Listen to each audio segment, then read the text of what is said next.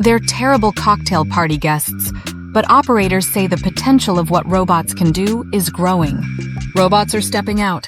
Once relegated to factories and warehouses, next-generation robots are popping up in public spaces, from retail stores to museums, cleaning, cooking, and even conversing with humans.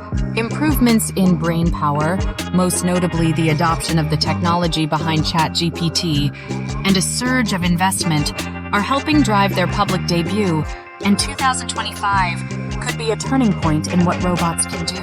Operators say they expect to deploy more public-facing robots.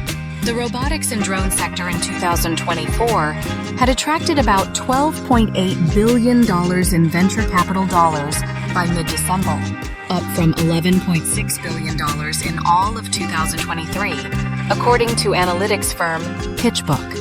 While operators are excited about new Gen AI-powered capabilities, they are mindful that this next generation of robots won't excel at every human interaction without some stumbles.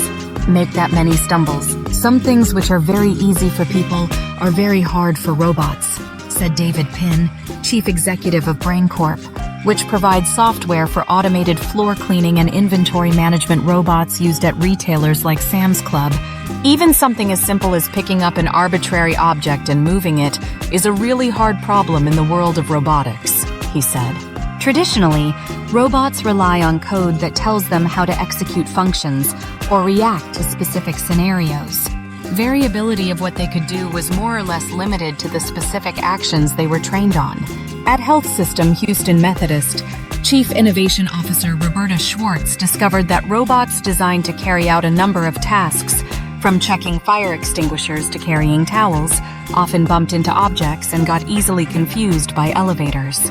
Robots that will operate in human spaces will need better dexterity and the ability to circumvent obstacles, both areas that generative AI, the technology behind many of today's chatbots, could help with.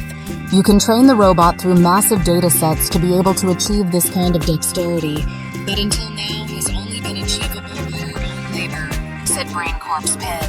Generative AI could give robots the ability to plan and replan their tasks if they encounter an obstacle, understand what certain objects are even if they've never seen them before, and, critically, take commands in human language, said Mark Segura, president of the robotics division at ABB, a Zurich-based automation provider. Conversation is a big factor as robots move further into human spaces. Will Jackson, founder and CEO of robotics company Engineered Arts, believes that sectors like hospitality and entertainment are ripe for the introduction of robots that not only talk like humans, but look like them as well. Your conversation, your interaction, gestures, impressions should be so natural, so intuitive, so obvious that you immerse in that and you forget entirely that you're actually talking to a machine, Jackson said. Each of his company's robots at entertainment venue, the Sphere in Las Vegas, and at the Computer History Museum in Mountain View, California, where they provide information to visitors and also entertain them. As Engineered Arts integrates more AI, the robots will become better, more natural conversationalists, Jackson said. For example, while they're fairly good at conversing one-on-one, they're not great at cocktail party scenarios involving a group of people.